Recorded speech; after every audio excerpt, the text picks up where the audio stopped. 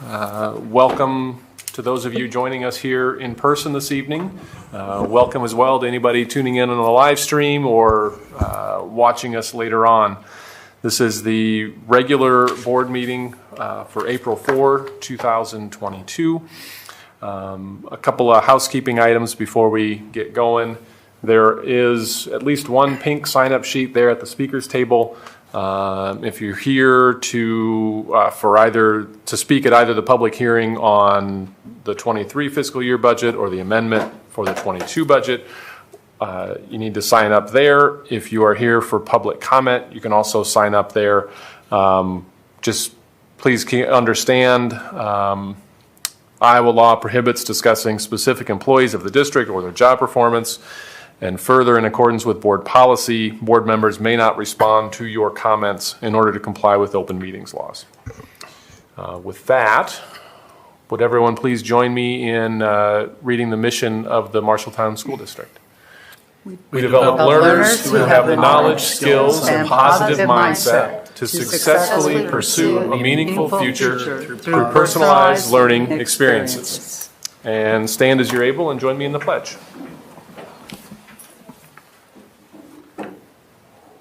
Pledge allegiance to the flag of the United States of America and to the republic for which it stands, one nation, under God, indivisible, with liberty and justice for all.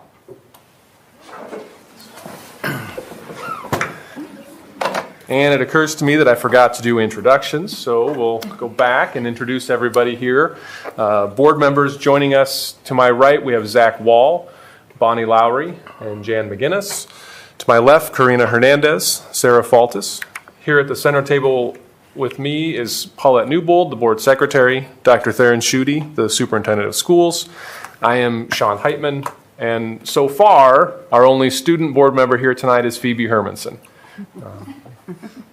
With that, are there any changes to the agenda?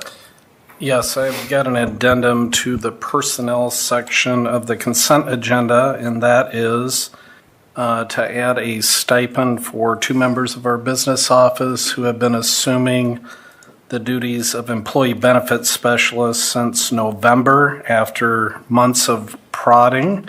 Our director of business operations, I was able to get her to concede to accept hopefully what we hope will be a short-term stipend but a stipend for her and her business manager, Tammy Ellis, until we can successfully fill this position that's critical to our organization. So the stipend would be retroactive to January, $1,000 per month for Tammy Ellis and $1,500 per month for Paulette Newbold.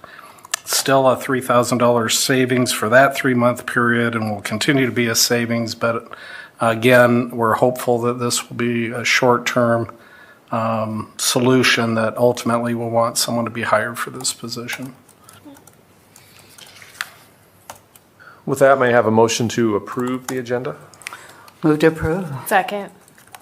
Lowry, Faltis. All in favor, say aye. Aye. Opposed, say no. Motion carries 6-0. Adam.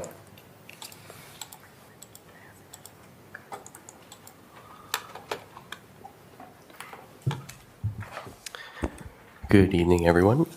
So first, I wanted to mention, too, we have several national recognitions this week that I just wanted to make you all aware of. So today, as a matter of fact, is National School Librarians Day, and it kicks off School Librarians Month. So this is a great time to, if you run across any of our excellent school librarian staff, just remind them how important they are to our school district and the important role they play in all of our buildings. So the National Paraprofessional Appreciation Day is this Wednesday, April 6th.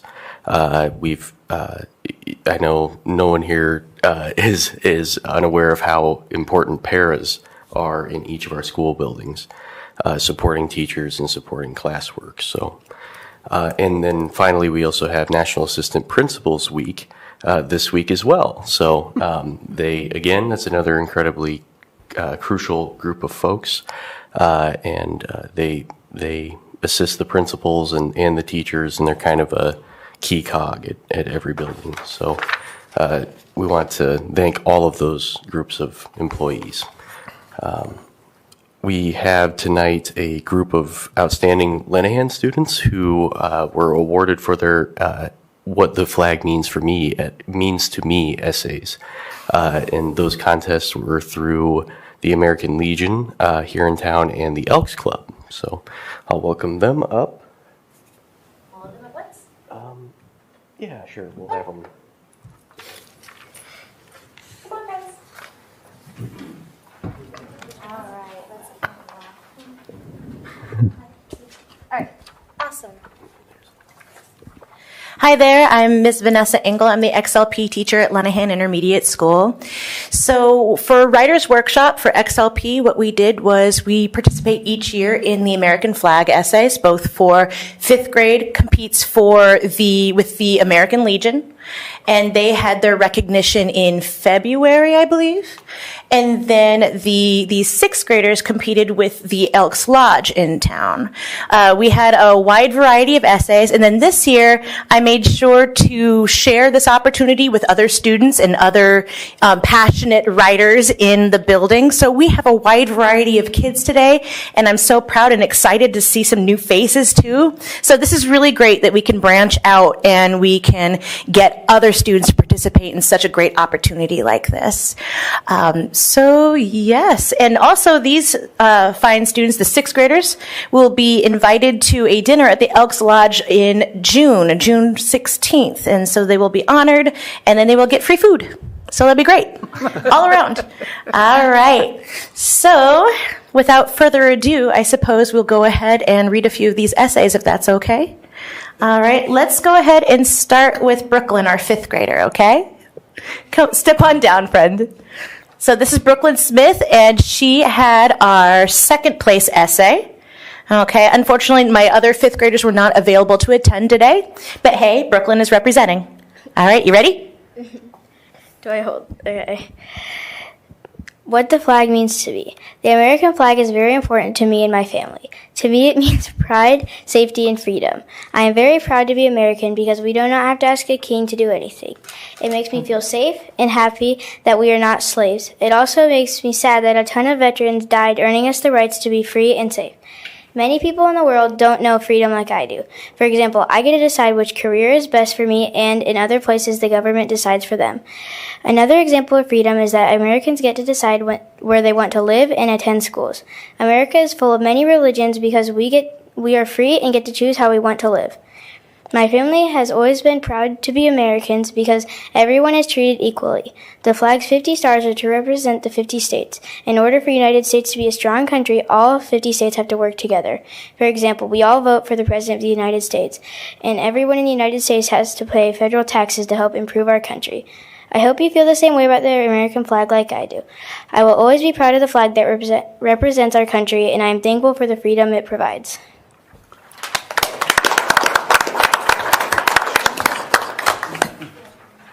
All right, thank you, Brooklyn. All right, so then let's go ahead and start with our girls. Why not? All right, Kennedy, come on down. Don't give me that face. You're fine. Okay. All right, you ready? Sure. I can hold this for you if you want. Okay. When Elizabeth or Betsy Ross sewed the first American flag in 1776 with 13 red and white stripes symbolizing the 13 colonies, she made something to represent our country. Even though people keep changing it, she made a huge difference for our country by giving us something to look up to every day. Some people believe she created the flag because her husband, George Ross, was part of the flag committee, was the uncle of John, Betsy's late husband. I am so happy that the American flag was created by a woman because it proves that women can do anything they put their minds to, and she's a great role model to girls and women everywhere. To me, the American flag is more than just a symbol. It's a sign of how much people give up to help our country and community. In my opinion, on Memorial Day, when we celebrate our soldiers and mourn the losses, we are helping soldiers out there, some who are still alive and some who have passed away, giving so much for our country. When they go out there and risk their lives for our country, it proves that they will do anything for us. They made a choice to go and represent us in war, and it is a brave, selfless thing for someone to do for their country. The flag means many different things to many different people, but for me it's a reminder of the past and a thank you to the soldiers who risked their lives in battle for our country. The flag is one of the most important parts of our country, and it means a lot to people everywhere, all over the world, thanks to Betsy Ross. And we're so lucky to have something to represent our country. Awesome. Okay. And Ariani, come on down. And Ariani is our first place winner. Congratulations. Thank you. Okay. The American flag essay. What does the American flag mean to me, my family, and the community? The American flag to me, my family, and the community represents freedom, liberty, bravery, and opportunities. It shows and represents dignity and the history behind the first Native Americans to be what is now the USA. The American flag has been with us through the hard and great times, through the wars and celebration times. We should and will always respect the American flag. That's why the community does the allegiance, to respect and show care for the flag. Me and my family are really grateful to be part of this community where we can unite with others. Here in the USA, we have many opportunities in our lives that are possible to succeed and achieve what we want in life. It is a chance to do and become anything. America is known for the land of opportunities, and that is true. Not always you will get what you hope for, but you will always be ready for what to expect in life. Not only opportunities, but freedom. Freedom to me, my family, and the community means having the right to speak up and act without having someone or something controlling you. Having the freedom of doing what you can think of. Having the freedom to express who you are to the community. That is something I am really thankful to have here in America. Lastly, the American flag represents bravery. To me, my family, and the community, bravery means to face and overcome something without expressing fear, to be fearless. When being brave, you have the courage and strength of will to become a fear you have. Being a part of this community makes me and my family feel like we are part of something bigger than ourselves. The American flag has stood with us for many years and has told us many stories of America itself. When we unite, we form a community together.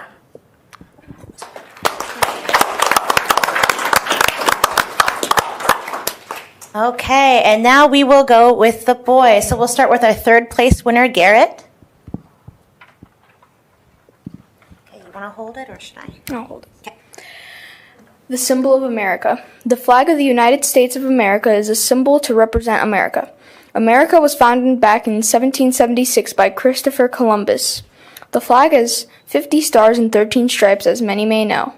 The stars have always represented the number of states there were in the U.S. This is why the flag has changed so many times. The number of stripes represent the original 13 colonies. There were 27 versions of the flag, Hawaii being the last star on the flag. On Memorial Day, the flag is put at half-staff at noon, and there's a moment of silence at 3 p.m. to honor those that died protecting this country. We sing the Pledge of Allegiance in the morning at school to honor those who had perished. Though the flag had changed many times, it has always been there through all our wars.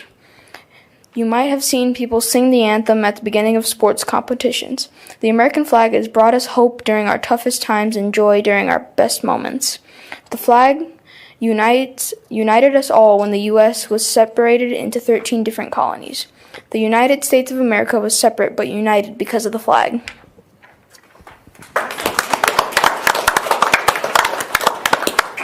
Alonzo, our second place winner, come on down. Would you like me to hold this for you? Yeah. All right. The flag means freedom. We are free. We might have started 2 wars, but now we live in harmony and safety within our homes. We help each other grow like teachers and our parents. We are America, and the flag is just more than just a flag. It is an honor and an honor. They let anyone of any race. It doesn't matter if you're different because you are in America. We have equal rights and don't fight. We don't steal. We build, we make, we are America. We do all this work to feed our children. We work day and night. We are America. Who is with me?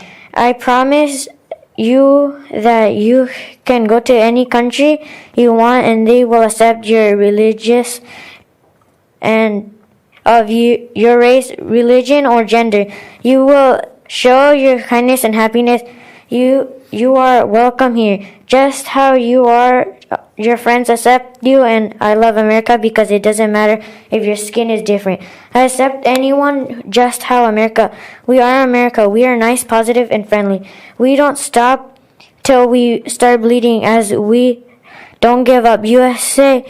And that is what I think that the flag means to me. But the stars and the stripes are stars mean for me all the states that don't judge people for the race and how much countries, cities, and even towns of the stripes and stars represent kind cities and countries. Towns that are kind and don't care what race or who they stand because they probably have changed and don't want to get reminded of for who they don't want to be. We can all change and be better people. There might be mean people, but you never know what they are going through. Don't judge too fast because you never know the sad of heartbreaking stories. He teaches you. Watch Darman. He teaches you things like things like in his videos, and remember, don't judge too fast until you walk in their own shoes.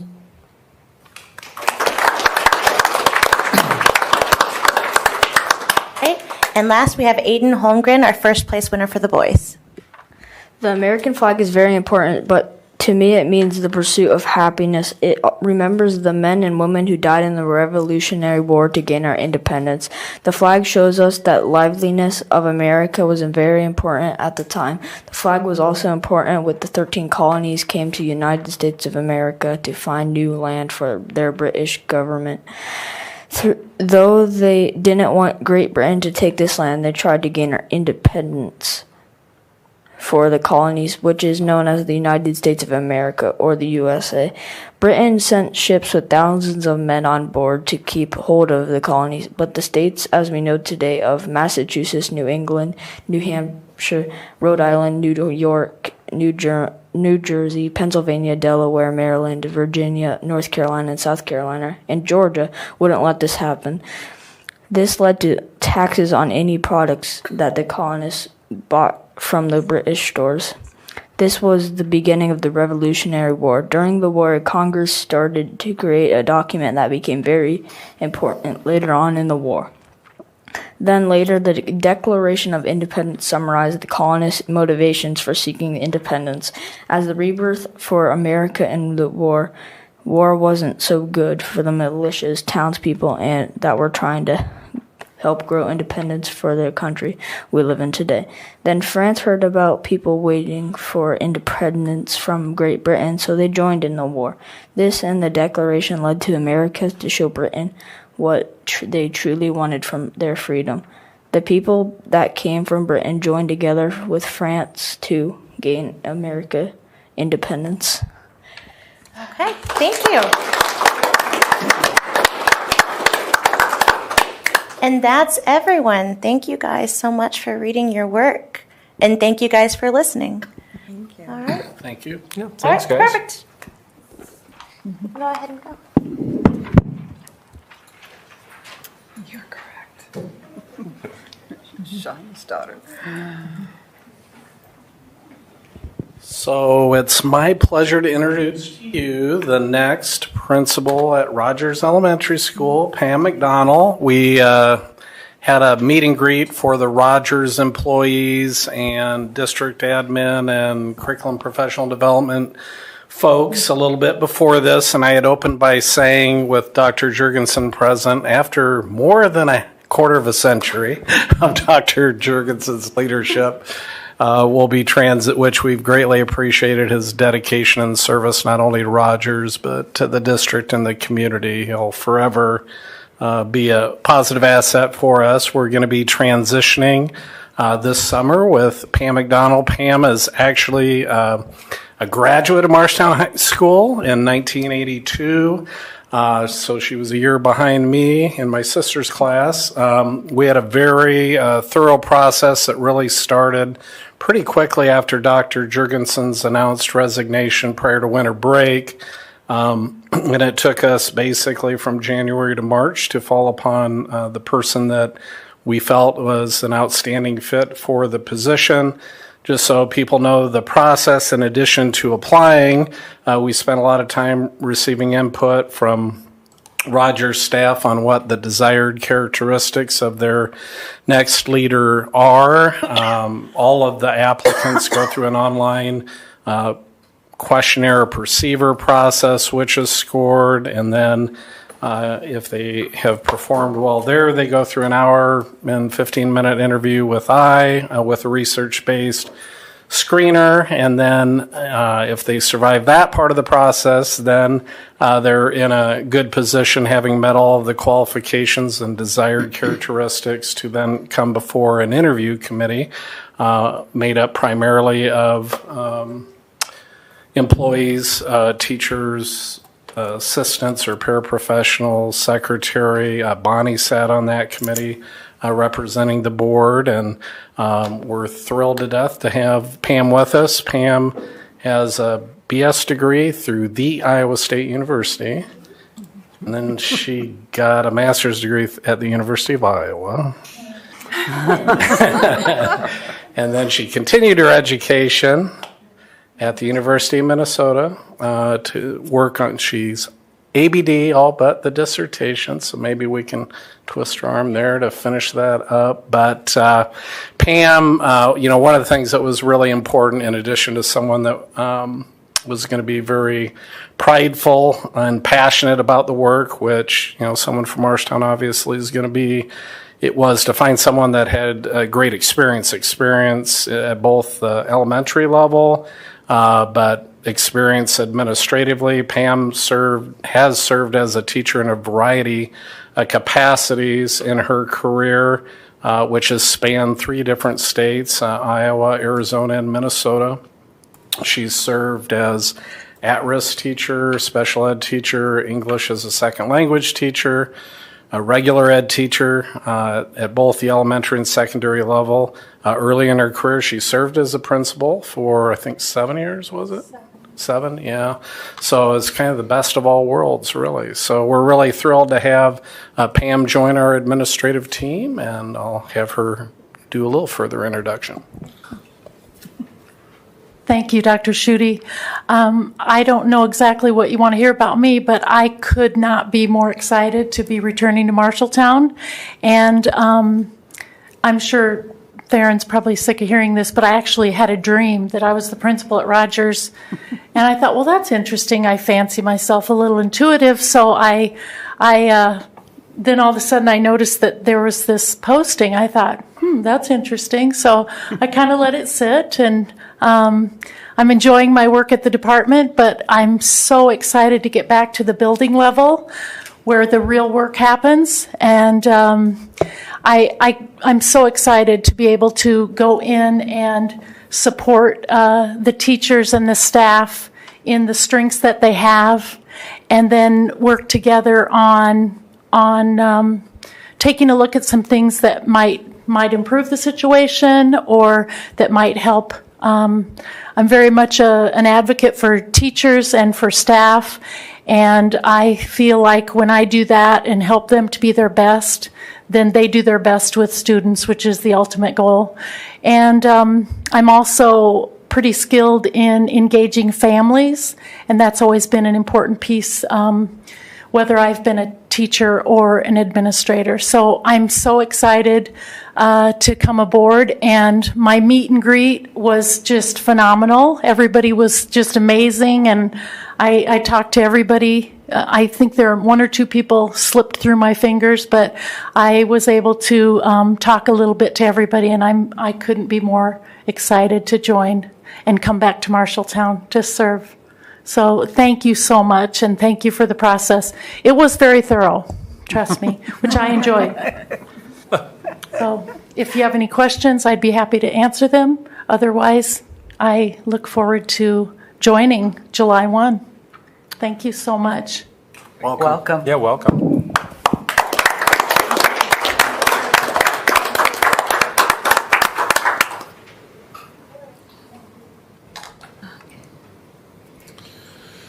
Okay, With that, I will open the public hearing for the 2023 fiscal year certified budget. Do we receive any written comments, Paulette? No comments were received. No one's here, so we will close the public hearing on the 2023 fiscal year certified budget. And we'll open the public hearing for the 22 fiscal year certified budget amendment. Did we receive any written comments on that one? No comments were received on that either. Seeing no one here, we will close the public hearing for the 22 fiscal year certified budget amendment. Turning to the consent agenda, we've got minutes from March 21st's regular board meeting and the board work session. Any items of note in personnel, Dr. Ryan?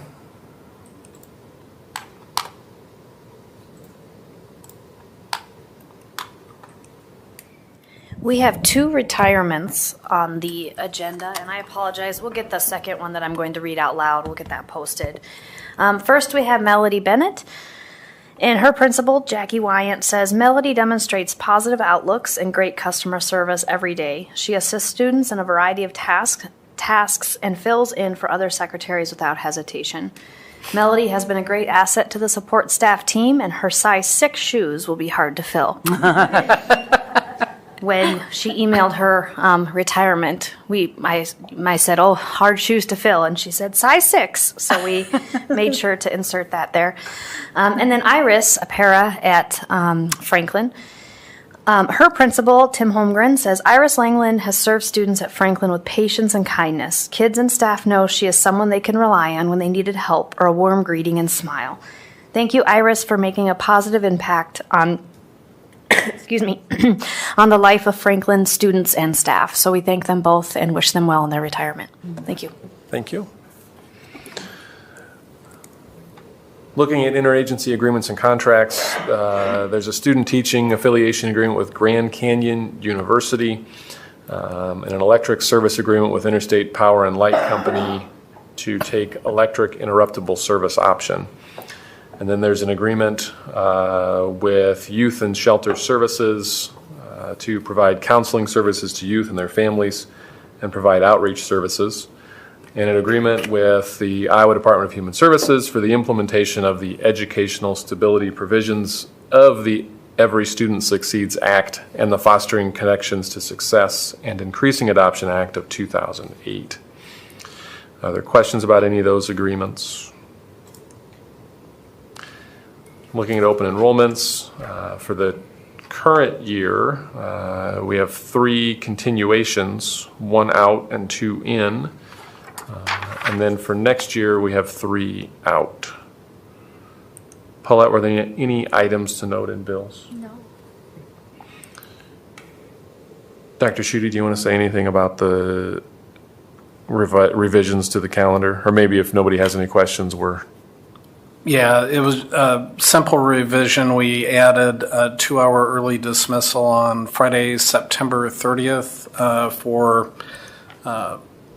teacher work / professional development days. We're obligated to provide, we've historically provided the teachers with time to prep for the upcoming parent-teacher conferences. And when we had moved a full professional development day from September to October as a result of adding a day in August, we had just that would have been an oversight that we had forgotten about. And then we had inadvertently listed hours on that last calendar, which weren't accurate, which were not an accurate reflection. Generally, we just track the teacher contract days on there, so we took the hours off of there too.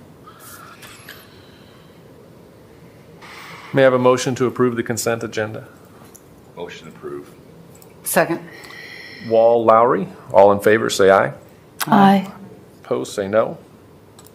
Motion carries 6-0. I assume there's nobody on I can't see anybody. Okay. No. Mr. Lee, Mrs. August, you guys are up.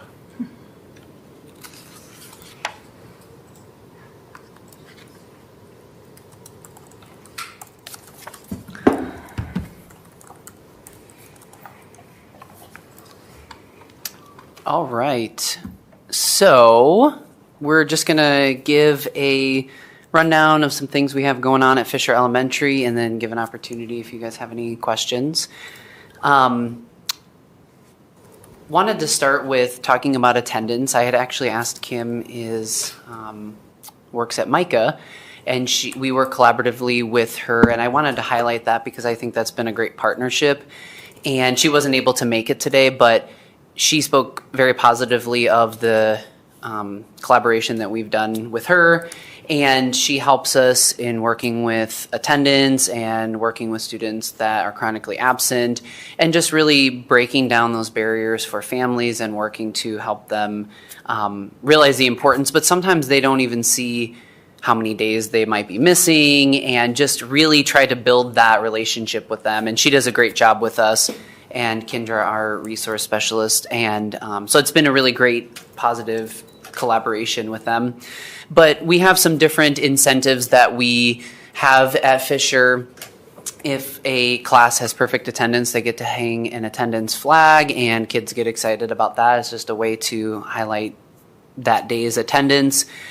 We also have classroom attendance certificates that we do at the end of each month, where we highlight the best attendance in the grade level, which class has the highest attendance.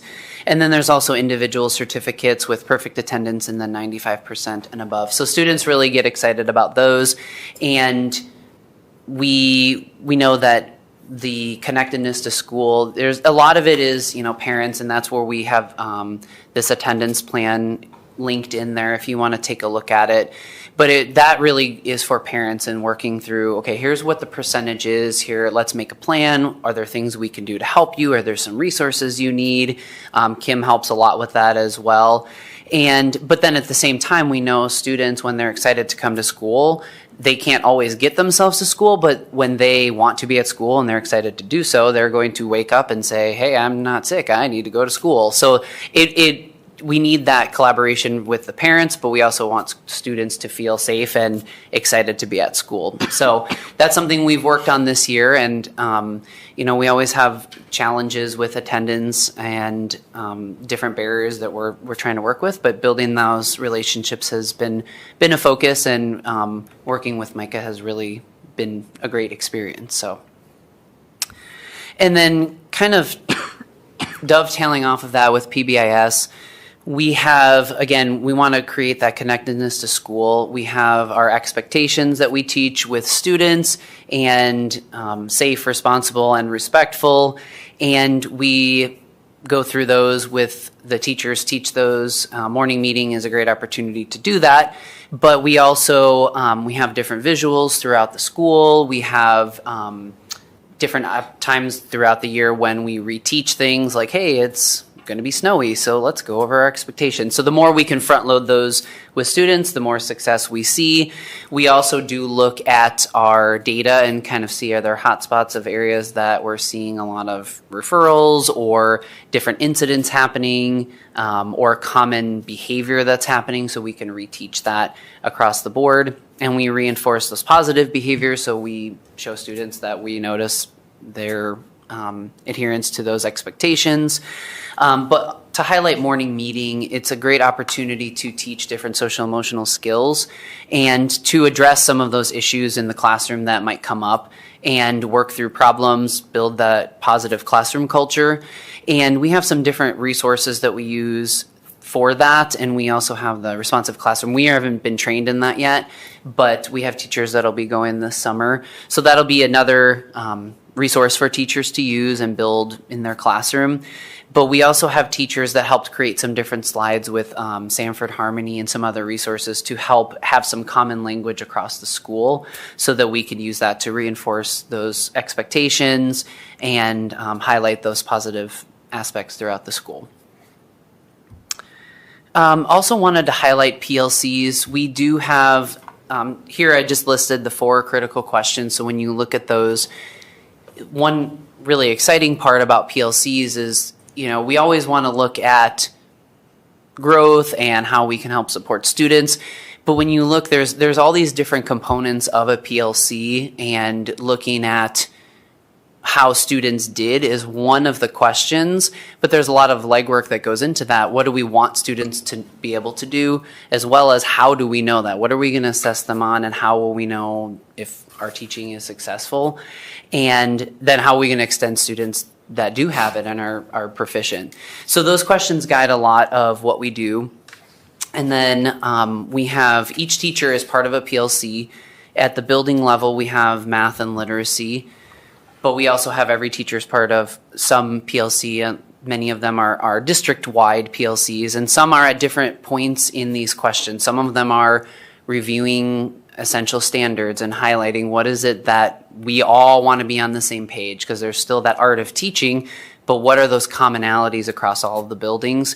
Some of them are in the middle of curriculum adoption, so they're weaving standards with what is it that we want them to know, and what curriculum are we going to use to deliver that? And then many teams, it's an ongoing process of what assessments are we going to do? Is this based off of curriculum? Is it based on something we're going to create? And we are also looking at ways to extend students based on the data. One of the other highlights for PLCs specific to the building level with math, we've seen a lot of positive interactions with teams, and they look at data, the formative assessments, and they're able to make decisions. We have built-in flex math MTSS time in our schedule, and they use that data to assess where students are at and then fill in gaps so students don't get further behind.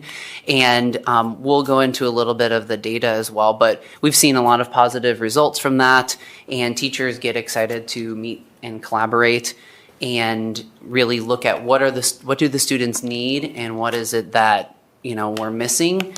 And we've, over the last, I think this is our third or fourth year. I think so. Maybe fourth. Maybe fourth year. So some of that has been a process. When we first started, it was trying to figure out where do we want to start, how we want to get to these other questions, but we need to build the groundwork. And so some of it was developing unit plans, and we had to decide and figure out what are these skills that lead to this standard. So that's been a process, but now that we have a lot of that in place, we have some really rich discussions, and how are we going to fill these skills? What are we going to do? How do we split them? We share across classrooms so that we can really prioritize what that instruction is based on the needs of the students. So I think that's been really successful and positive. And like Mr. Lee said too, the ability to share across classrooms and that math flex time really helps us answer that question as well, like how we're extending students who have already demonstrated proficiency, because we can also group those students and do some specific extension activities with them as well. So if you go ahead a couple of slides, there is just some data we wanted to share with literacy data. As you can see, our building data, we started off at 52%. This is based on fast literacy. And we're at 61% in the winter. We do have literacy PLCs. Those are newer as a building and a district at the elementary level anyway.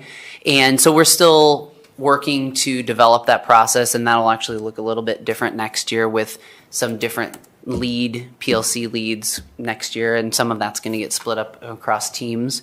But we've seen a lot of great growth in our PLCs for literacy, and we'll dig into a little bit of some other specific. And then on the next slide, math data, we've seen this is our longest running PLC, and we've definitely seen a lot of good growth in math and as a building and within grade levels. And we've also been able to maintain a lot of the students that are proficient, and so we don't lose them as the year goes on. So we look at that data, and we're always looking to fill in those gaps and make sure that we're staying on top of it. If we see a kid that's struggling in one area when they'd been doing well along, we're able to catch that before they get super far behind. So we're pretty proud of that data. I think we're always looking to improve, but there's definitely a lot of positives and highlights built in there, and teams work really well together. We have our PLCs are once a week, alternating between math and literacy, but our teams also plan pretty much by choice daily outside of those PLCs. So we're constantly looking at those 4 questions and figuring out what do we need to do to make our instruction effective and meet the needs of students. So the next slide is a detailed report. We actually shared this with our staff at one of our professional developments. As Mr. Lee alluded to, we do a lot of goal setting with our teachers just to highlight that hard work that they're doing every day, but also to continue to push forward. So I'll quickly just highlight a couple things for you. Right now, there's our kinder literacy data. The darker color there is students that are falling high risk. That middle is ones that are some risk, which means they're closer to the benchmark, and then that purplish column shows the benchmark. So you can just see the overall growth in literacy there for kindergarten from the fall to the winter. And then that next slide for kindergarten is math. Same thing, you can just see the overall shift, moving those kids that are high risk, some risk, and then moving some of those some risk kids to the high risk. We also moved some kids that were high risk into that, that low risk, which is our benchmark category. So good movement in kindergarten. And then if you look on, slide 7, very similar for first grade, just shifting those kids across in the area of literacy. Slide 8 also shows you that in math, they had some great gains in math. They focused a lot of that math flex time on number sense and filled some of those gaps for our students, which was evident in their data. Then in second grade, you'll notice there's a 4th category there. That very light colored one on the end is our college and career ready. So the purplish color is our benchmark kids as well as those college and career ready. And I think it's important to note in all of these, these are moving benchmarks for the students. So we talk to teachers about, like Mr. Lee said, we want to maintain our kids that are benchmarked because that benchmark is changing each testing period, but we also want to move kids. So it's a lot of work to be able to do that. And we like to recognize for the teachers, when you're shifting kids from a high risk category into some risk, they're making a lot of gains because like I said, that's a moving benchmark. The same thing when you're making, those benchmark kids on that color slide we showed you, they're going to show that they're benchmarked, but when we can increase that college and career, that shows some of our work you'll notice in 3rd and 4th with some of those extension groups as well. So that's also something to look at. This next slide here is just that CBMR, how many words they're reading in a minute. This work grade level has done some intentional work with second graders in some interventions with that. And you can see we dropped some kids there in our high risk category, which is good. And then their math data, they were just above 70%. So really maintaining that nicely with the moving benchmark. And then 3rd grade, literacy again, a lot of those benchmark kids. Then they have their CBMR for literacy on the next one. I think that's slide 16. Some gains there with those benchmark kids going from 30 to 38%.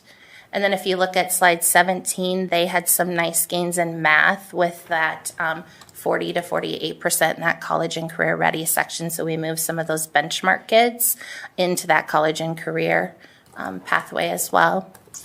And then finally in 4th grade, you can see again shifting some of those high risk kids over into some risk. And then their CBMR, they also had some good growth there from 33 to 42% on benchmark. They also did some targeted interventions in that area during one of their literacy MTSS.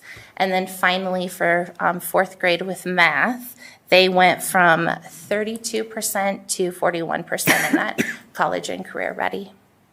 So some things that we definitely celebrated with teachers and use this for some goal setting going forward as we continue to work to improve our data. And do you guys have any questions for us? Early on, you spoke quite a bit about the importance of professional learning communities, and I know at least over the course of the 7 years that I've been here, 6 years that I've been here, that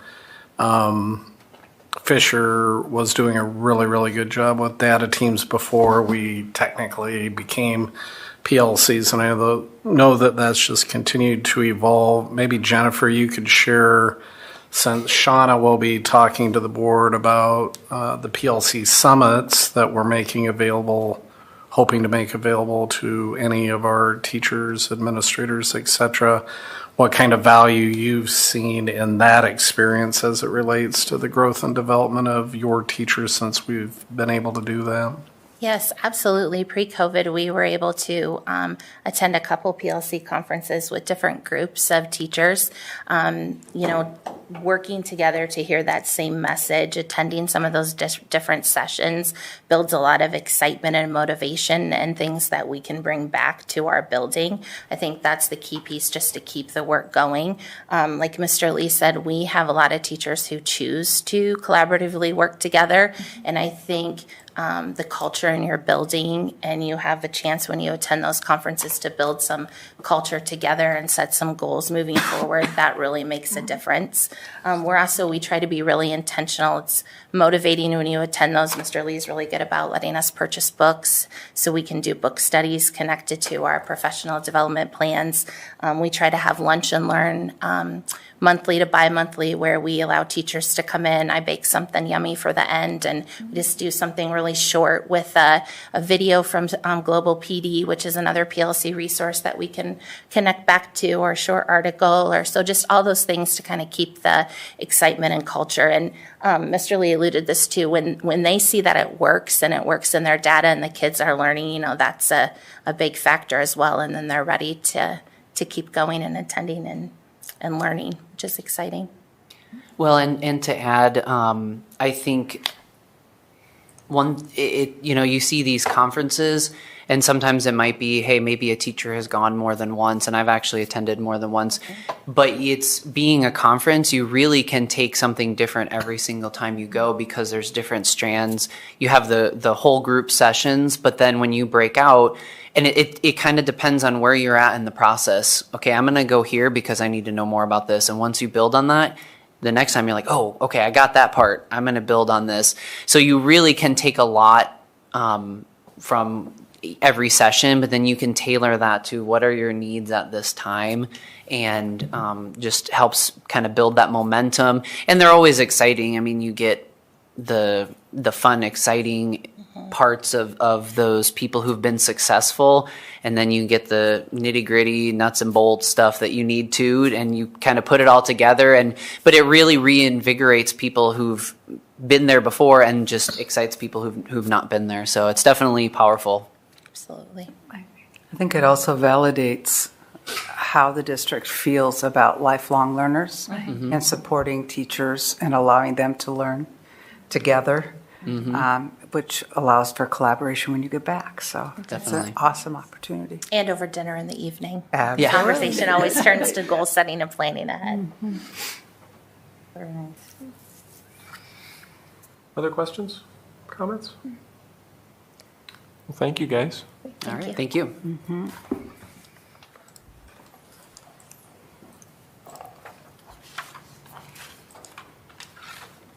Mrs. Fritzell. And Landon.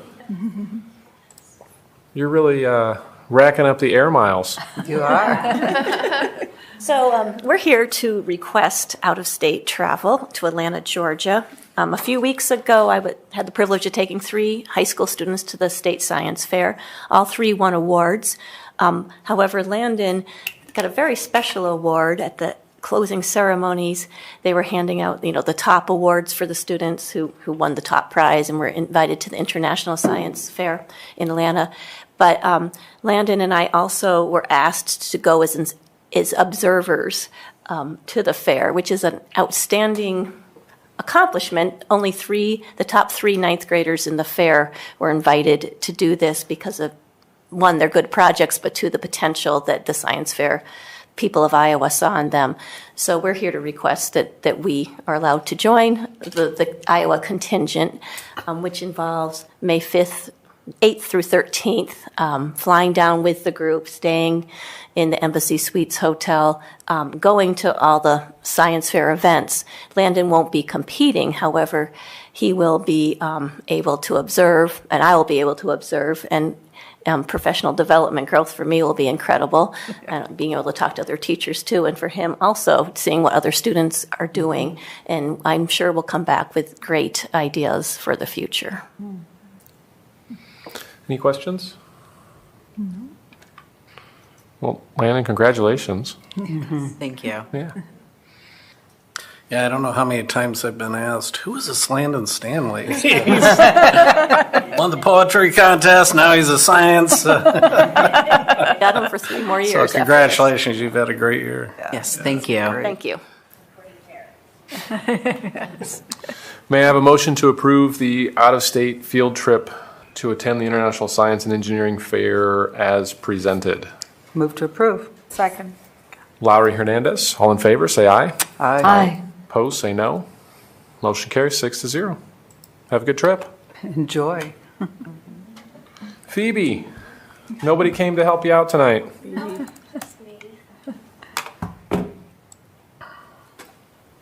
It's one of my longest presentations.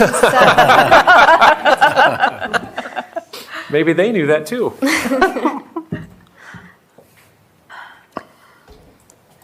Okay, so hello everybody. Aaron, I know, is at choir, and Taylor is out in Waukee, I think, doing tennis, and I'm not sure where Haley is, so it's just me.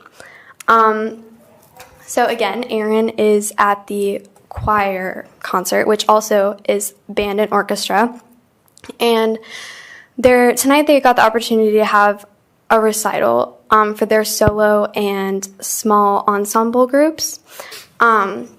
And this lets them have a chance to practice for a Saturday when they will go out and compete and try to get their good ratings. And also it's really nice because the families get to watch their kids perform what they've been working on. In terms of sports highlights, DJ Wilder was named the Class 3A Boys District West Coach of the Year by the Iowa High School Bowling Coaches Association. And then Aaron Sieberger, Marcus Barker, Marco Herrera, and Stephen Blom were named Academic All-Americans by the National Interscholastic Swimming Coaches Association. And this is really cool because only like 2% of swimmers and divers were chosen for this. And the requirements was a 3.75 GPA, and all of our swimmers had at least a 3.9. Oh, nice. That's nice. And then our spring play is going to be held this Friday and Saturday at 7 p.m. at the auditorium. And it's titled The Curious Incident of the Dog in the Nighttime. And so I talked with Mrs. Frowine, who's the director, and she told me that this play is based on a book. And the story concerns a mystery surrounding the death of a neighborhood dog. And that's then investigated by a young man who happens to be on the autism spectrum. And so the drama department is really excited because they're going to be presenting a panel with Impact, I have Bob Moore from MCC and a few other community members. And this play is also being held in conjunction with Autism Awareness Month, which is this April. Bobcat Tennis finished as a team runner-up in Valley's tournament on Saturday, and Kevin Strand was named the team MVP, and then our all-tournament team was Niall Christensen and Colin Schmidt, so that's them on the bus after. They're pretty happy. And then on their way back, they stopped at Jethro's, the team, and we had a junior, Clay Jakey, who tried to attempt to consume a 5-pound burger. Unfortunately, he did not make it to end of the burger, but he tried. And then we have our NHS induction ceremony next Monday at 5:30 p.m., and our guest speaker is Larry Jackson at the recommendation of Dr. Schutte, and we will be inducting 24 new members this year. We also have a meal packaging event being held next Wednesday, April 13th, from 5:30 to 7 p.m. at Marshalltown High School cafeteria. And this event is being put on by the 3 student philanthropy groups, West Marshalls, East Marshalls, and ours, STEP, which I've told you guys about. We're partnering with Meals from the Heartland to put this on. We're going to be packaging 20,000 Taco Mac meals. And what's really cool about this is normally when you have a meal packaging event, you send them off to somewhere. But actually, all 20,000 meals will be staying in Marshall County. So we're super excited to be keeping those here. And if you would like to participate and kind of see how student philanthropy works, the sign-up link is on the Community Foundation of Marshall County's website, and we need 100 volunteers, so please consider volunteering. And then we have our canned food drive, National Honor Society canned food drive, was conducted last week. All schools in the district participated, including St. Francis, and then total numbers have not been finalized, but I recently got today, Anson had over like 900 food items collected. And then I think Coghlan and Lenahan collected over 600, so it was pretty successful. If the school had a food pantry, about half of the food items would stay at the food pantry, and the other half would be sent to the Salvation Army.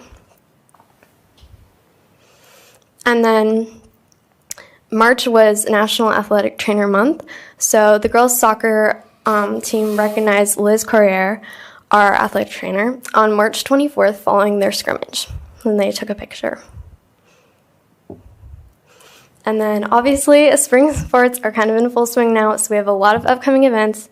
Again, today, girls tennis, it was at Johnston. And then girls soccer is out at Waukee. We had boys soccer scrimmage at South Tama. Tomorrow, we have girls tennis versus Southeast Polk, and that's here. Girls track, that's me. We'll be heading to Waukee for a meet, and that one's a little bit interesting because normally it's a really big meet, but they sent half to the new Waukee Northwest, so it's a little bit smaller, so it should go a little bit faster. Boys tennis will be at Southeast Polk. Girls soccer will be at Columbus Catholic High School for their game. Thursday, boys tennis will be versus Ames, and that's here. And then the boys track will be hosting their Kenny Dean Invite here as well. On the 8th, Friday, boys tennis will have a Newton tournament, and girls tennis will be here versus Newton. Boys soccer will be headed out to Atumwa for their game, and then the girls soccer will be at Newton. And then lastly, to wrap up the week, Saturday, a girls track is heading out to Valley for a meet. Okay, thank you guys. We're not going to let you off the hook. Okay. Kind of going back slides, a couple things I had questions on was, I know Miss Hitchens work with you, the Community Foundation. Yes, yeah. Okay, is that like a volunteer thing for our students, or is that something that we have classes on? How does that work? Wait, can you please repeat your question? Sorry. Yeah, for the Community Foundation. Yeah. Is it volunteerism that their students participate? How do you participate, I guess, as? In the meal packaging? Yeah, or the students, because don't they get to pick out? I think he's asking. Okay, STEP, yeah. So STEP is for sophomores, juniors, and seniors, and it's kind of student-led, and so we reach out to people each year that we think will be really a good fit. So our recruiting will be happening this month. We have a meeting on Wednesday. But yeah, Julie is one of our kind of advisors, and then Heidi DeLal from the Martha Ellen Ty Foundation. She's the director there. So they both kind of help us run the program. Okay. Receive dollars. Yes, we receive dollars from both the $5,000 from the Community Foundation, $5,000 from the Martha Ellen Ty Foundation, and then we get to create a focus and then grant out the money each year. So we had our grant award ceremony actually just like a couple weeks ago. So, and then we also do some volunteerism. Perfect. Yeah. Perfect. The food packaging is on our Rotary Club of Marshalltown evening group. Yes. Tomorrow. So there will be lots of people signing up. Yes, so hopefully good. you have openings for us to Yes, help. I'm sure we will. Okay, good. Yes. And that's the Marshall County Community Foundation. Community Foundation, yes. And so I'm on their website. There it is, right there. Meal packaging volunteer opportunity. Yes. Okay. All right. Good? Thank you. Thanks, Phoebe. Oh, wait. Last question. Yeah. The Holocaust exhibit. Is Oh, that yes. still going on? That was on Friday. No, Wednesday. Thursday. Okay. Thursday? Last Thursday was your Sorry. speaker. Okay, yeah. I was in government. We went to the Iowa Supreme Court. So I missed it, unfortunately, but I've heard that it was really good, and we got compliments for our students and how well they behaved. So. So that was the presentation that was at the auditorium, but the exhibit is up till early May at the public library. At the library, right. Did high school kids, what kids got to see the speaker? Yeah. Just high school, okay. There were several classrooms there. I don't know how many, but there was the whole back row. And from surrounding schools too, Yeah, I think. I saw, I think Besquaki came and. Yeah, it's really, and I personally went to the exhibit this weekend, so it's definitely upper middle school to above. It's very reading intensive. And just, because of the topics and stuff, I think with younger children, you'd want, as a parent, to be with your child if you were going to take them through that exhibit. But it's really, really informative. You can spend a lot of time there. There's interactivity with some computer screens as well and some audio, and it's definitely worth seeing. I know that there's another, I think, author that's going to be coming later in the month to present at the library. And then I think this Sunday, it's either this Sunday or next Sunday, there's a professor from Iowa State University that's going to be doing a presentation on Hawkeyes and the Holocaust, and basically, talking about what kind of information was being shared in Iowa, during the years of the Holocaust, and because there was a lot of information that wasn't getting to, people in the United States about what was really happening. I'm planning on hoping to make it there. I was in Europe, went through. It's moving, and something that we can never forget. So definitely what we're seeing going on in the world today. The presenter, who was a Holocaust survivor, was extraordinarily powerful. And what I most appreciated was, obviously he was there to talk about his and his family's experiences, but he really spoke about it in light of today and the importance of treating everybody equally, and how important equity is, and tolerance, and and coming from someone who's, I think, 83 years old, that was really powerful. That's it. Thank you. Thanks, Phoebe. Yeah.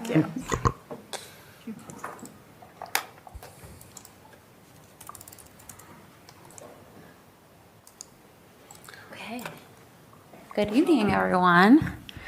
I almost feel like this would have been better right after that Fisher Elementary presentation, because they did such a nice job illustrating the importance of PLCs, or professional learning communities, in our schools. I'm here today just to kind of backtrack and think through the different steps that we've taken. I know, Jan, you're on our teacher quality committee, and we've had updates from you relative to these PLC institutes or on-site learning. The last TQ committee meeting that we had, we really talked about how much money we have sitting here and how great it would be to offer on-site learning opportunities for our staff. So Amy, if you could go to our next slide. I wanted to bring the data here for you. Here's our teacher quality. Remember, this is categorical funding. And we had about $475,000 that carried over from last year to this year. Then we were allocated another $369,000.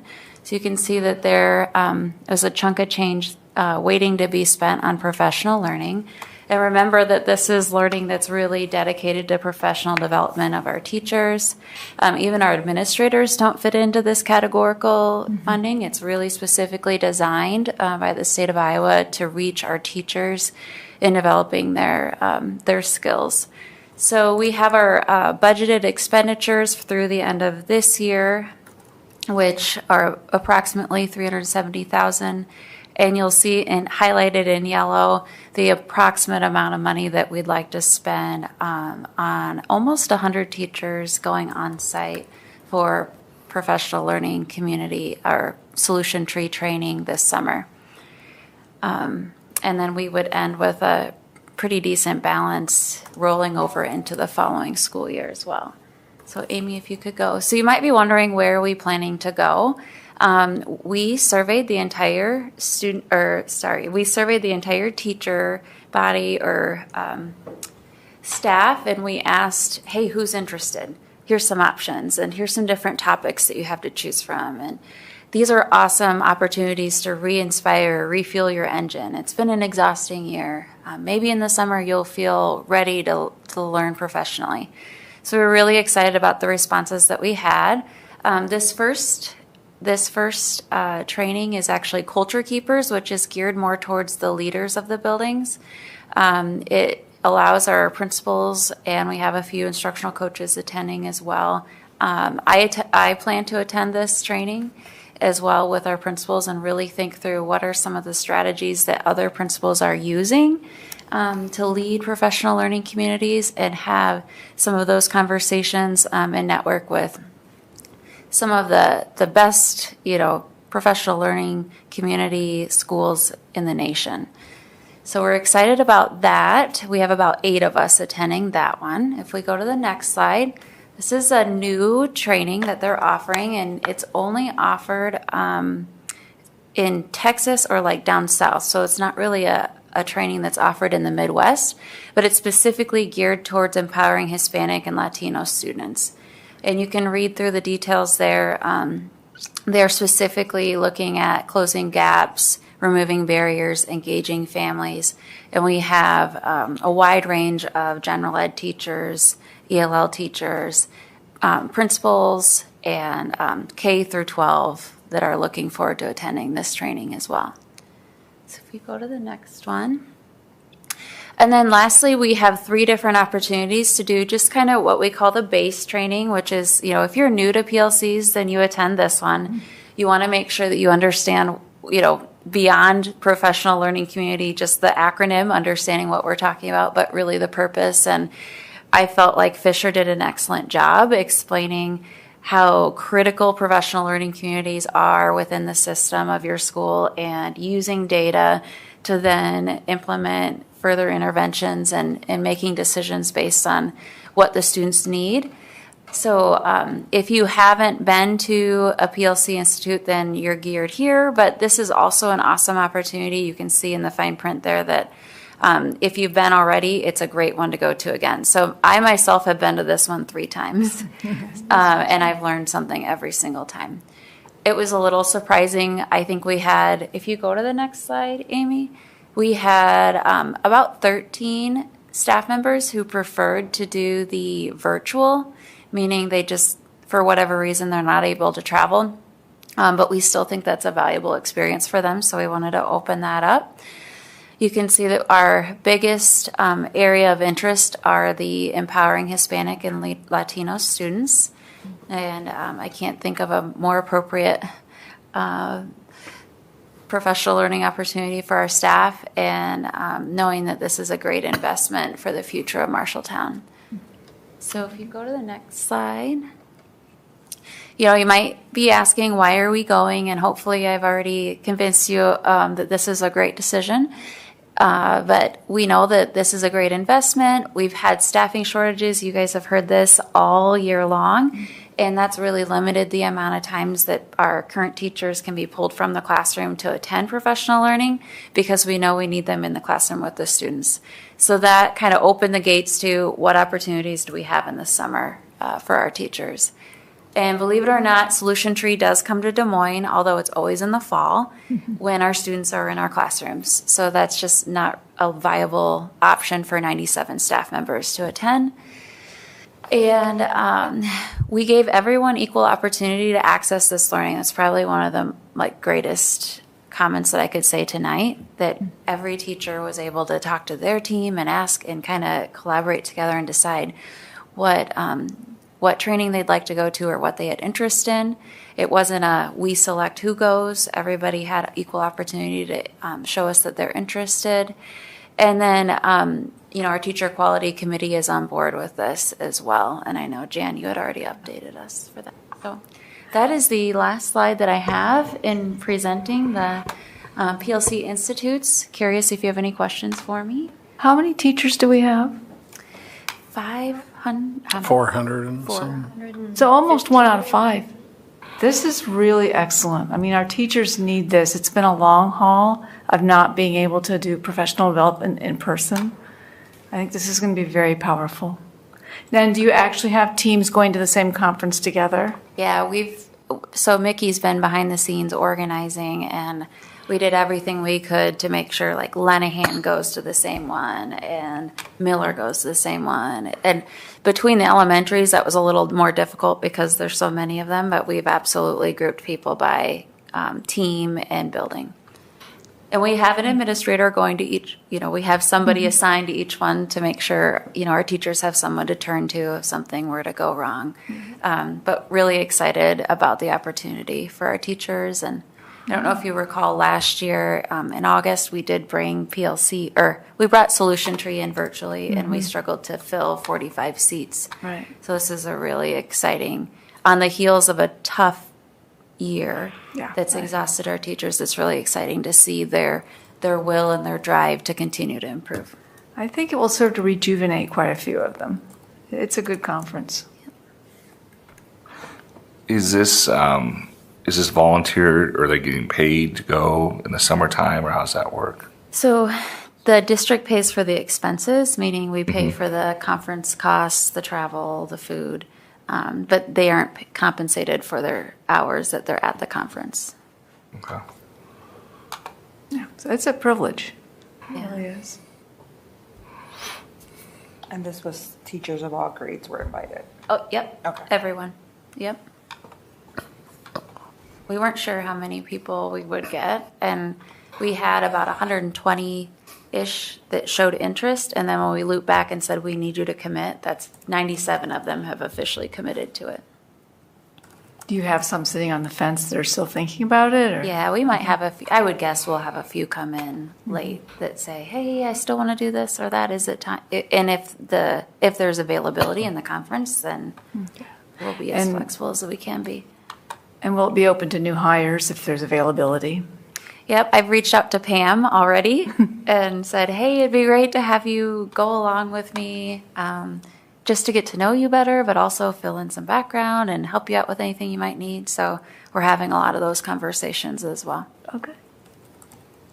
More so than any other training, I've heard teachers just repeatedly say when they come back that it was the best training that they've ever attended. And I think it's a great combination of very high-level professional development from experts in a lot of different fields of education, and then the networking opportunities with people across the country, as Shauna said, and then probably most importantly, that if they attend as part of a school team, their ability to really process it each night, and then when they get back and talk about how they can improve their own processes and moving it forward. So I think the large response is most definitely because they haven't been able to do these sorts of things for a couple of years now. Are all these trainings done by Solution Tree? Yes, they Nice. They're very good. They're are. top notch. They really are. And typically the one that's in Des Moines, although they've had the summit, the foundational one before, but more times than not, those are 2-day kind of laser focused on a particular topic. But a lot of times special education and some other areas. But the problem is it's just very difficult to free people up and, in scale in October, for example, or in April, which is when they tend to do it in Des Moines. Well, I think, too, when you do a training like this in the summer, you can process. So many times if you try to do it after the school year started, you are so busy every day that it doesn't get implemented the way it should. There's definitely some science around that, just getting that breath in the summer and that rejuvenation or that fuel for the engine to push you forward in the next year. And we know that Solution Tree has that inspirational, Fisher just talked about it too. It just inspires you to want to push forward and do better for students. Yeah. So we're very excited. I can't wait. And could come back and update you guys after everything, after we've all gone and just let you know how we enjoyed the experiences. Are you going to have all 46 go to Austin, Texas in one airplane? One airplane. We're buying an airplane. Did I tell you? No, I'm kidding. That's not true. Well, it sounds really cool. So it'd be nice to have their feedback when they come back. Yeah, it will be. Yep. Yeah. Do we vote on this? Do we know? Am I seeking approval for that? It's on as information only for tonight. Okay. All right. So. Thank you. Yep. Thanks, Shauna.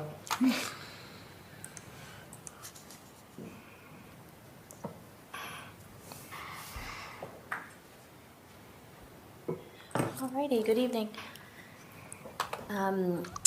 I'm here to seek approval for the tentative agreement that we came in agreement with MEA,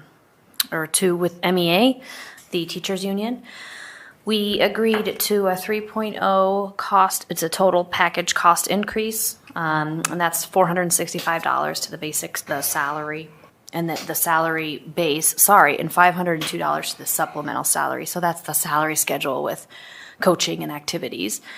We were able to do this pretty quickly this year, and so we were really appreciative of everybody's attitude. And I just want to do a public shout out to Paulette, because while I do all the talking, she does all the hard work behind the scenes with the numbers and everything. So thank you to Paulette for all of your hard work there. So the agenda says this would be contingent on them ratifying, and they did ratify this Friday evening. So there's no contingency here to the agreement, hopefully, or the approval. Any questions for Dr. Ryan? No. Not, is there a motion to approve the addition of $465 to the base of the teacher salary schedule in addition to step advancement for a 3% total package increase at a total cost of $831,379? So moved. Second. McGinnis, Faltis, all in favor say aye. Aye. Aye. Opposed, say no. Motion carries 6-0. Thank you. We will try to get those contracts out as soon as we can. And then the second negotiations where we were able to settle with the nutritional professionals. We had and I'm sorry, I should mention that teacher agreement, last year we came to a 3-year agreement on the language. So just this year and next year, it's just wage. But here for nutrition professionals, we again did a 1-year agreement. So every year the entire contract is open. So here you'll see a couple changes to the languages in the contract. The first one is just a little bit more inclusive language when it comes to pronouns. The second item there that we agreed to was prior to, currently you have to work in a higher labor grade position for 3 days before you're paid for that. So for example, if you get to work and your supervisor says, I need you doing this job today, and that job is actually normally paid at a higher rate, you have to be in that position 3 days before you get paid at that higher rate. We proposed paying that person immediately, so there's no 3-day contingency there. The minute you're asked to do that job and you do it, you're paid for that amount as long as it's that entire shift. So that's one change. And then the final thing on there to the wages is it's about a 7.07% overall cost increase, which is $1 per hour to every step. Questions for Dr. Ryan?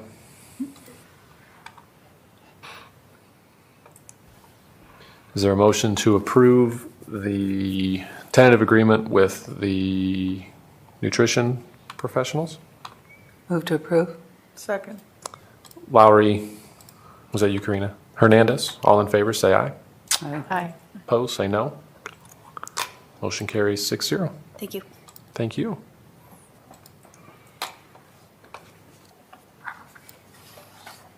Paulette?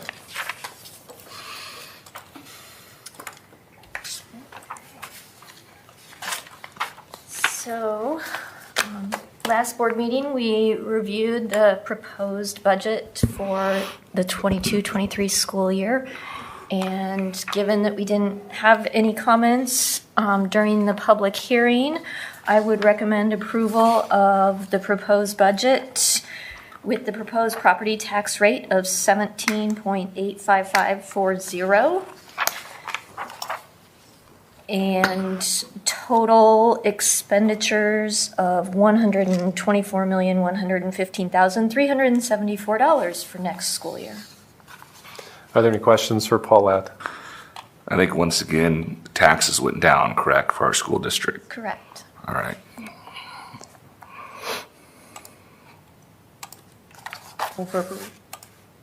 Second. Hernandez McGinnis. All in favor, say aye. Aye. Opposed, say no. Motion carries 6-0.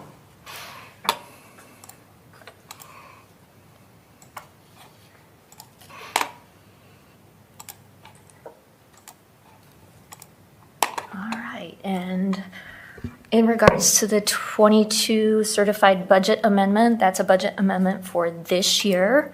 And we are needing to do that due to increased expenditures due to the receipt of federal pandemic resources, primarily in salaries and benefits, and instruction and support services. So I would recommend approval of that also. Any questions for Paulette?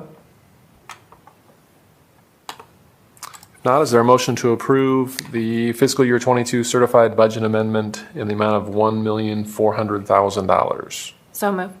Second. Faltis Lowry. All in favor, say aye. Aye. Opposed, say no. Motion carries 6-0.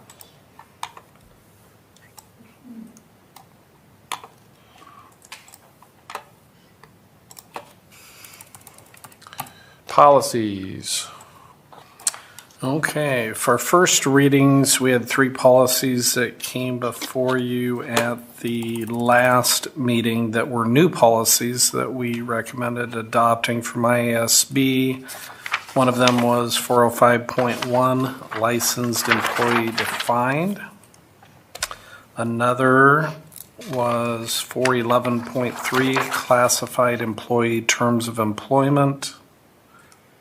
And a third one was 412.12, classified employee wage and overtime compensation. No adjustments were made to these 3 policies. I would recommend the board adopt and waive the second reading. Move to approve. Second. Lowry Faltis. All in favor, say aye. Aye. Aye. Opposed, say no. Motion carries 6-0. And we also had 2 first reading policies that we had recommended amendments. 411.2, classified employee qualifications recruitment selection. We amended by implementing IASB language and making sure that the policy was reflective of our various employee groups. And then also 412.1 salary schedule. Again, we amended with IASB language and made sure that it was reflective of our employee groups. No changes were made from those original amendments that were shown to you last week, so I would recommend amending those and waiving the second reading. So moved. Second. Lowry McGinnis. All in favor, say aye. Aye. Opposed, say no. Motion carries 6-0.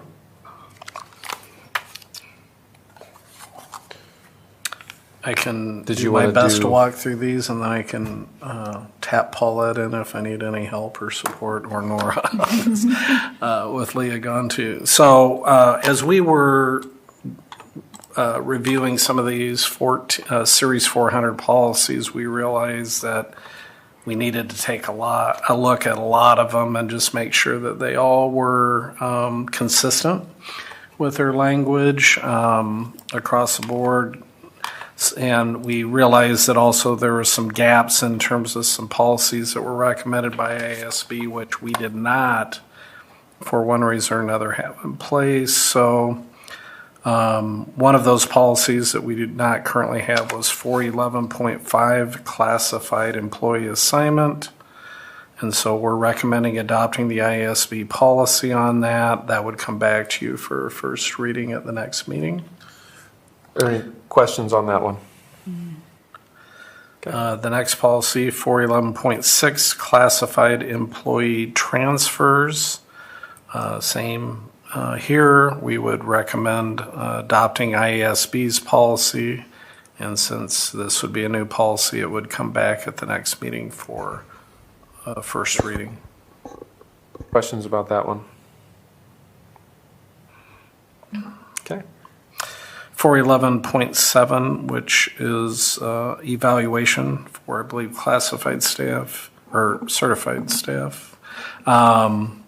We don't have any recommended changes other than adjusting the title, so we'd recommend just marking that as reviewed.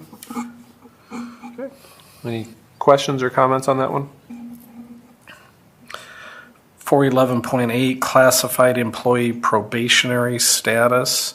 We're recommending adopting IASB's policy on this, and so we would bring that back to you for a first reading at the next board meeting. Makes sense.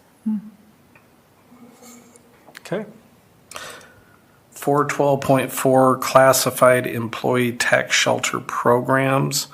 There was a slight adjustment on this policy, actually, I think a typo, where we were just going to scratch off.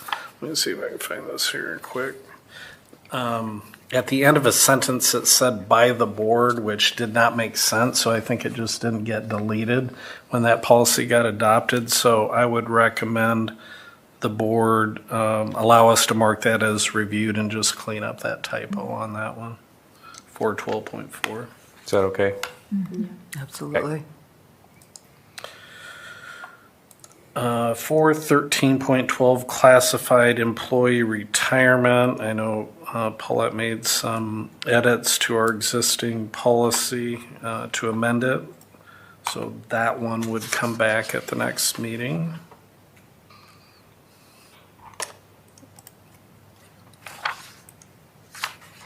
.3 dismissal and suspension of classified employees. We've taken our policy and embedded some IASB language that we did not have in ours, and so that would come back for a first reading.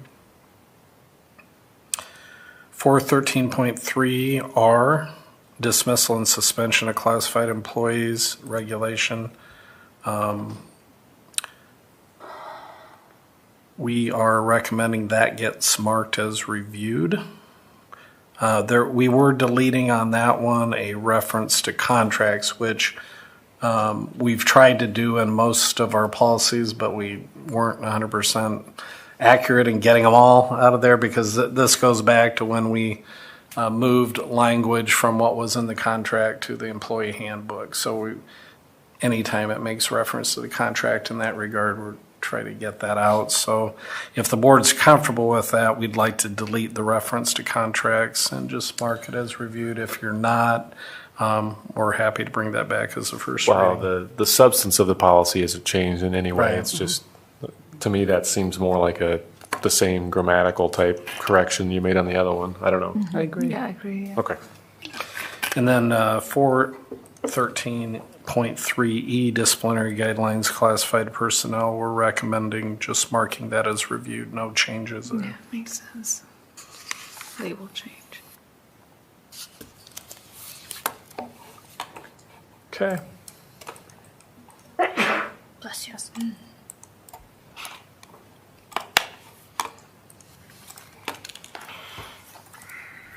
Book study. Final 2 chapters.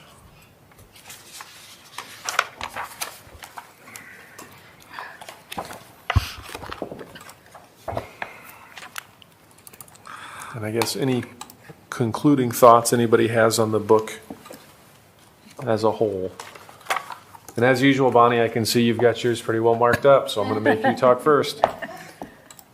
Just a general comment to start with. On page 129, he does a really nice job of summing up what he did in the book. It would have been nice to have that at the beginning. I am just saying, because it defined the teams as, well, what does he think the governing team is? Well, he lays it out here, but he lays it out on page 129.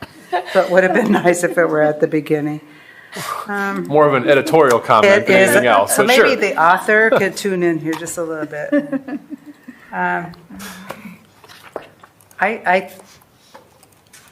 One of the things that chapter 10 did allude to, and it was kind of page on like 116, about having board members or board members be more of a voice in the community for the school district. And I think that, it does talk here about how the district can prepare board members to go do that. So it's not like we're going out there on a wing and a prayer and being spokespersons for our district. It talks about how a team, the district leadership, can prepare a board member to go out and be an advocate for the school district. And I think would be an awesome opportunity. And we all belong to different organizations. And, within those organizations, we have built relationships with people. And so if we had a platform by which we could go out and share information about the school district, what a unified force that could be in our community. And that was the biggest takeaway in chapter 10 for me. Yeah, and I think you said unified in there, and I think that would be the key to something like that, Bonnie, Absolutely. right? Is everybody has to be singing out of the same songbook, so to speak, when you go out and do that. And he does allude to, having materials to hand out or a PowerPoint presentation that's been prepared that is, that provides guidance for the board member to go through the set of PowerPoint slides just to showcase what's really going on in our school district. He even talks about getting us together as we put this together, as it's put together for us, and having us rehearse it so we know what we're talking about and we're not just kind of out there floundering. Yeah, the opening to chapter 10 brought to mind the book study we did last year, where he talked about, I can't remember the name of the author. Schools can't do it alone. There you go. The opening to that chapter brought me back to that book that a few of us read, so put me in that mind.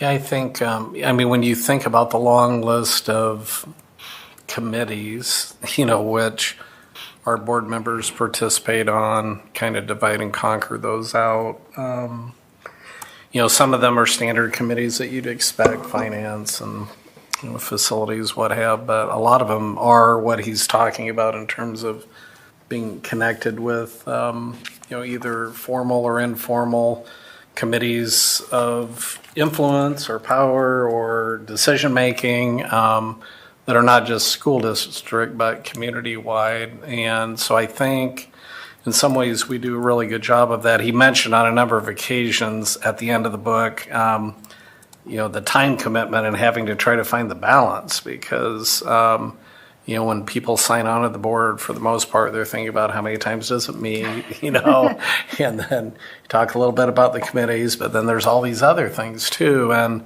so I think there can be a lot of power in what he's talking about in those personal and informal connections that people have, the things that they're engaged in, if they're engaged in the community, whether it be a service club or other organizations. So, but I do like the idea of, and hopefully that will be part of what comes out of our work with communications and marketing plan. Everybody should have that one pager that denotes, what are the strengths and the highlights, and then everybody should be able to talk about what some of those challenges are too. So I think we do a good job of providing opportunities also for not only the board members but our district admin team to intersect through some of these committees, whether it be equity committee and others too. But it scares me anytime he was talking about needing to have a committee over the committees. I think when you have to have a committee on committees, maybe you have too many committees, but that's just my train of thought. Well, kind of two things that I highlighted on page 108 is that, and it's it's true that just your networking within the community is good, and you hope that that's having a positive influence. But I kind of want to go back to what Bonnie was talking about with the idea of speaking in front of groups about the things that are going on here that are really strong. Because I honestly, look at all the things that we hear about here, and I don't know how many people even watch this broadcast. But I'm learning a lot about the system, and I worked in it for 17 years. So one of the things I highlighted is the first is that the good work your district does never has and never will speak for itself. People tend to take public schools for granted. They're busy, they go to work, they send their kids here, and they hope we do it right. And then the second maxim at this chapter is that if your district doesn't take the initiative in building that positive community image, critics will be more than happy to take on the job, and that's what we're seeing in the press. They are more than happy to write about every mistake any teacher's ever made and make it sound like that's what every teacher is doing all the time. And so I think, I'm going in right now. I'm supervising student teachers in one of our buildings and in other districts as well. And these teachers are so full of enthusiasm. And a lot of what Shauna just talked about with the Ed Fisher team just talked about with these PLCs, where these teachers are planning together, it's really strong. It's making a big difference in what's happening with children. And I think, we need to be able to talk about what's going well, as opposed to just addressing occasional complaints that show up and tend to get blown out of proportion in many cases. Well, another maximo is perception is reality for people as well. So if you're not telling your story, someone else is going to tell it for you. I think most of us, at least when I came to the district, one of the issues was we've had a decade or more of allowing other people to tell the story. So we need to do a better job of highlighting those successes, which again speaks to the communication auditing plan, marketing plan. And I do think, in particular, Dr. Schutte, you've done a really good job of connecting with those external stakeholder groups. The teacher externship that you're doing, that we're restarting or resuming this summer, all of the support that we've gotten for whether it's junior achievement or any other initiative, I think speaks to the connections that you've made with, and board members too, but primarily you, with our external stakeholders. So I think that there's a lot of here about board members, and board members can do that too, but you've done a lot of it for us. So I have a question for you, Dr. Schutte. Do you know of any district that has an educational foundation that's set up within the side of its district? That's what? It's called the Educational Foundation. It's a 501c3. Well, Paula could speak to that. Are there districts that you know of that have this set up? Well, we have a foundation outside of the school district here in Marshalltown, but it's a special, for the most part, it's a special project type of arrangement where, like the Roundhouse was a perfect example. That was the vehicle for which donations flowed through in order to help leverage that project getting done. I think that, and Paula could help me here, but in some districts, the foundations are a little more closely connected to school districts, which can be kind of convoluted too. But yeah, I've, to a certain extent, I've seen in a former community that I lived and worked, I've seen that kind of play out a little bit, where things got a little bit sideways due to lack of communication between the heads of the foundation or the board of the foundation and the district. Yeah. When I was reading that, my comment here was, it's like a PTO or a PTA on steroids without talking to the district. Because what they were talking about there was trying to implement something that became crossways with the district. And so I guess I was not aware that we had an educational foundation here in Marshalltown and how it functioned. Yeah, in my two previous districts, all of the districts that I've been engaged with, the 4 in 37 years, all had in some way, shape, or form an educational foundation that was either housed within the school or outside of the school. 2 of them actually did the teacher grants like what the book spoke with, where the interest earnings from the endowment or what had been raised were then disseminated based on teachers submitting ideas of things that they wanted to try in their classroom, and they might range from $500 to $1,500, a piece, and they'd give out 10, 15, 20, depending on what was available. Usually a subcommittee of the board makes a recommendation to the foundation of who gets awarded. And what they were trying to say is this was happening without any consultation of the district to make sure that the things that teachers were proposing to do were in alignment with the district goals and mission and that sort of thing. So this foundation in Marshalltown, the Educational Foundation, is pretty active? No. Yeah, see, I don't know about it. That's why it really primarily has existed as really like for the Roundhouse. I mean, that they use. So when a special project comes out, folks get together to do that. Okay. And as a way for people to make contributions. Okay. And then it has been a flow through, has it not, pull out for some high school senior scholarships and that sort of thing. Thank you for sharing that.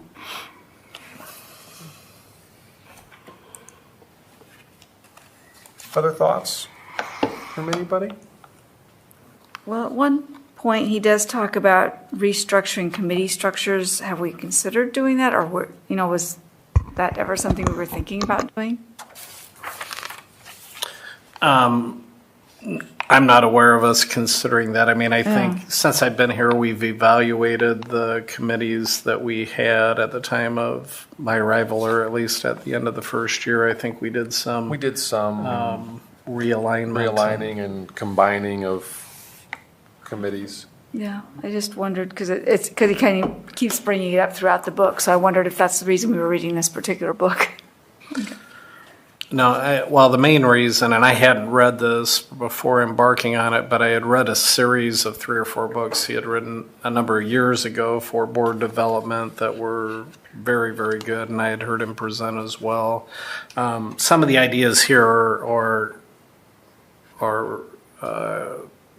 very unique. I mean, I think I mentioned 1 or 2 times, I'm not aware of any districts that do certain things not that it's bad, but I'm just not familiar with that. And, it seemed to me that much of what he was talking about really felt like what you would see and expect in the private sector, especially when everything is predicated on metrics and that sort of thing. But not that you couldn't evolve to that in some way, shape, or form, but in tying it back to strategic plan, for example, or strategic initiatives and that sort of thing.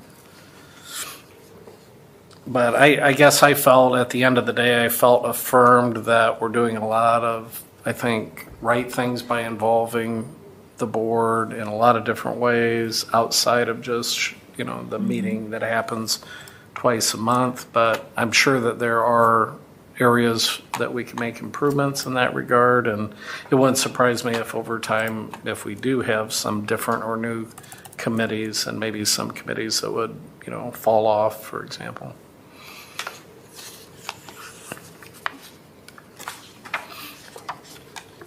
Anything else from anybody? Okay. Well, congratulations. If nothing else, you can say you read a book this year. And you get 20 better boardsmanship points for doing so. I read mine from February. Adam?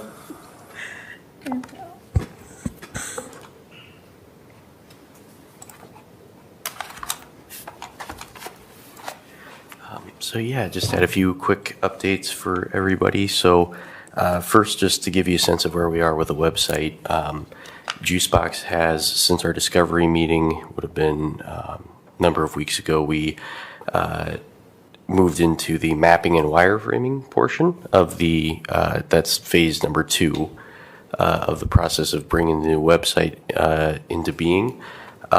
They are complete. I was told last week was when they were able to complete that phase of work. We're having a meeting to review that wireframe mapping of the website here coming next Wednesday.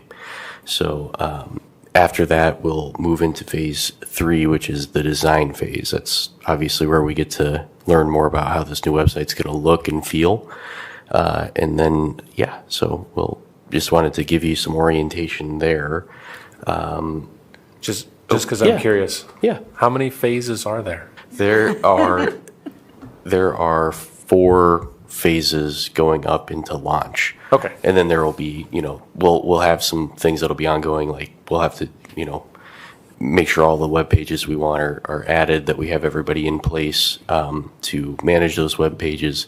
So those are things that we'll be managing in phase 4 and then beyond. Sure.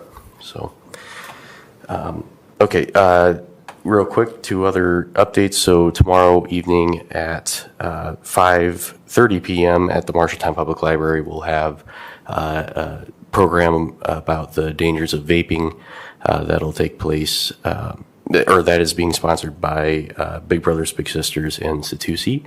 So if you are available at that time, we'll invite you and anybody listening to come and check that out. That will be recorded. We will be putting that up on online after that meeting as well, in case anyone isn't able to make it. There's a Spanish language version of that session on Sunday, April 24th, 12:30 p.m. at St. Henry Catholic Church. So, and last thing, had an excellent first module of training through AASA with Dr. Schutte. That module covered best practices, and we've got several more coming up. So, What time is that tomorrow? the event, the vaping program is at 5:30 p.m. to 6:30 p.m. at the public library. Thanks, Adam. Yeah. Reminders, Karina, you've got a couple of policies for next meeting. There's some various committee meetings coming up here in April and May. And then the high school is presenting at our next meeting. Committee reports. Dr. Schutte, anything to share from internal communications? I can't think of anything. No, and I forgot to bring my notes. Shauna, you were there too. Nora? I can't. Okay. But I will say, I know that Nora threw some kudos to Paulette, which were much deserved, but Nora also has done a great job of facilitating both informal and formal discussions with all of our various employee groups. And I think that, the negotiation sessions are one thing, but I think it's all of the other things that happen through the course of the year, whether it be through internal communications or other meetings where we're trying to, problem solve together and talk about successes together. I mean, I think we come a long ways in building trusting, positive relationships with these groups, and as a result of that, we're able to have fair and appropriate, increases, whether we're talking about wages or work towards ways to solve a problem that might not have been their solution or our solution, but maybe together we find a better solution, type of thing. So for the new board members, don't let this year necessarily lead you to believe that every year is going to go smoothly, especially if we're talking language. But. Okay. Well, what have we done this evening to improve education for the students of Marshalltown? We are sending teachers to workshops. I think that's really going to do a lot. Yeah, that was nice to hear. I enjoy seeing the kids coming up and reading their essays. That's just that's one of the other things that, it's nice to hear and hope it goes out to the media and how well our kids are doing. That was quite a crowd. And then I heard some of them didn't show up, so there's more than that. So that's neat. We approved the budget. That's a kind of a big deal. Finished a book. Approved some contracts, so we'll have staff.